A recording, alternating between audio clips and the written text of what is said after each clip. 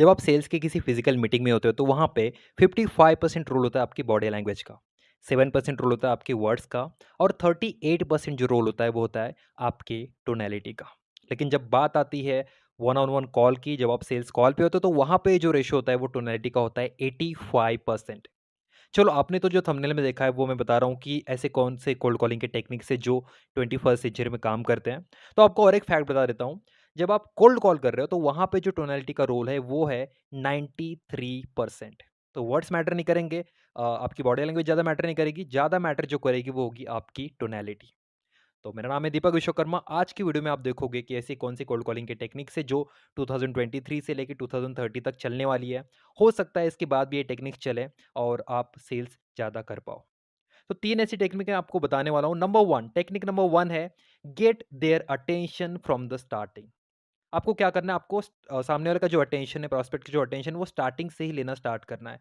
अगर आपने अटेंशन नहीं लिया, अगर आपने क्वेश्चंस नहीं पूछे, तो आपके हाथ से कंट्रोल निकल जाएगा और अगर आपके हाथ में कंट्रोल नहीं है, तो प्रॉस्पेक्ट आपका इंटरव्यू लेता रहेगा, वो कॉल रख देगा, वो बोलेगा मेरे पास टाइम नहीं है और यही सारे प्रॉब्लम आप लाइफ टाइम तक फेस करते रहोगे।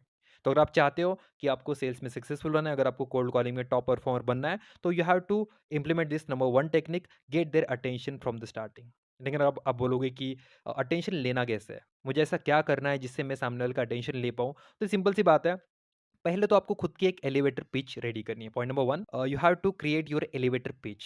एलिवेटर पिच क्या होती है? आप गूगल पे जाके एक बार चेक कर लेना। अगर मैं आपको शॉर्ट में बताऊँ, तो आपको खुद का एक 30 सेकंड का ऐसा एक इंट्रोडक्शन क्रिएट करना है, जहाँ पे अगर आपसे कोई मिलता है तो आप उसको 30 सेकंड में बता पाओ कि आप एग्ज़ैक्टली करते क्या हो? आप क्या बेनिफिट लोगों की लाइफ में प्रोवाइड करते हो? आप लोगों की लाइफ को कैसे ट्रांसफ़ॉर्म करते हो? एंड इसमें 2 चीज़ें होनी चाहिए, you have to be specific and you have to build curiosity. 2 चीज़ें होती हैं। आपको जितना ज़्यादा स्पेसिफिक आप हो पाओ, जितना ज़्यादा आप कम से कम शब्दों में बता पाओ, उतना आपको बताना है। और नंबर 2, आपको क्यूरियोसिटी बिल्ड करनी है कि आगे क्या होगा?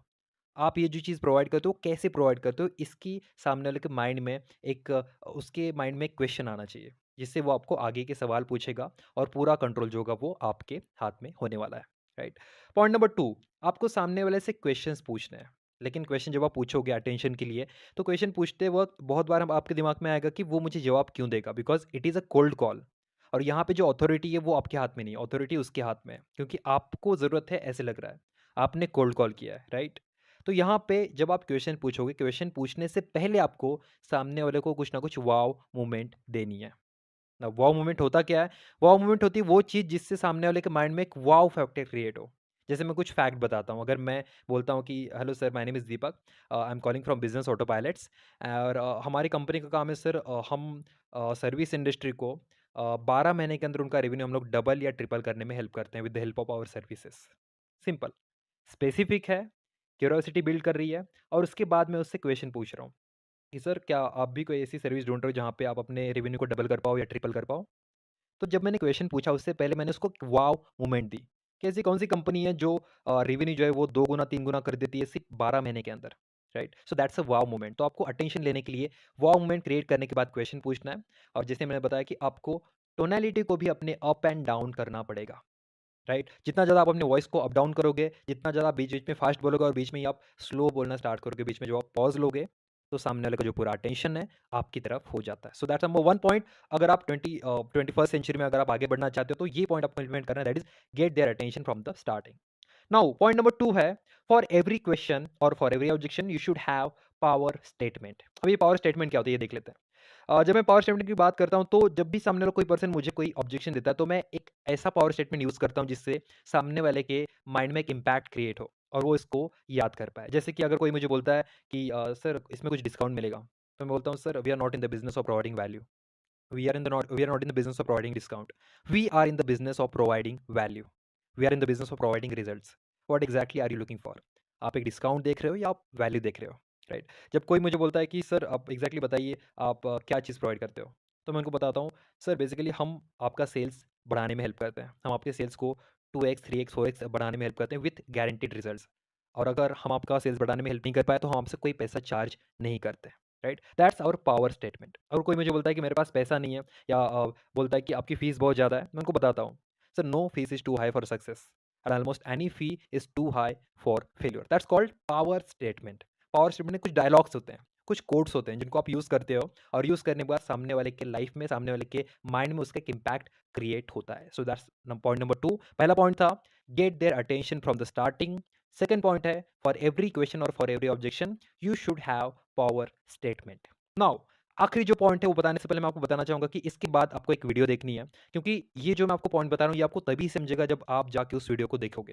राइट. पॉइंट नंबर 3 है use your 100% tonality while speaking, plus use your body language even if they can't see you. आपको क्या करना है, आपको टोनैलिटी तो यूज़ करनी है क्योंकि टोनैलिटी का जो रोल है वो है 93%.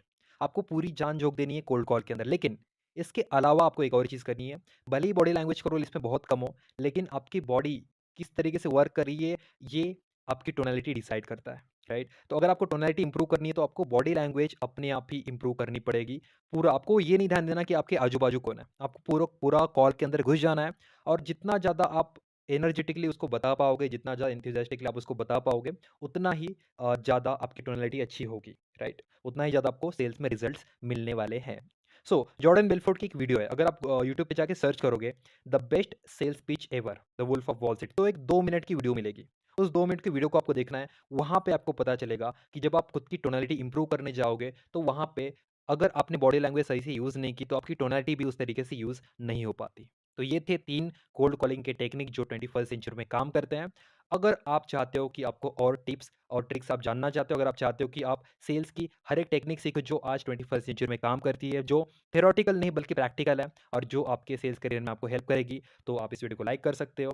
अगर आपके कोई क्वेश्चंस है, अगर आपके कुछ डाउट है, अगर आप चाहते हो कि मैं किसी और टॉपिक पे वीडियो बनाऊँ, तो आप कमेंट बॉक्स में उसको कमेंट कर सकते हो जिससे मैं उसके ऊपर आपके लिए वीडियो बना पाऊँ.